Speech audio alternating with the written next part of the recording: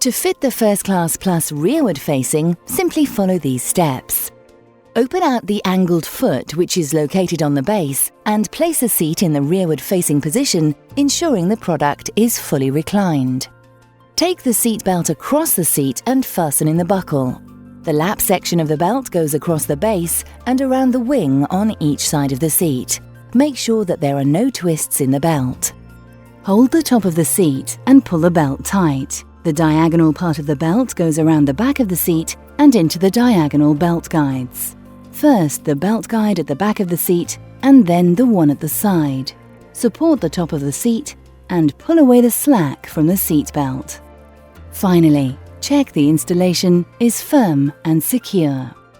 When in use, place your baby's arms through the shoulder straps and bring the two buckle tongues together so that they interlock. Fasten the two buckle tongues firmly into the buckle until you hear a click. Adjust the shoulder straps, ensuring that there are no twists, and pull the harness tight with the adjuster strap.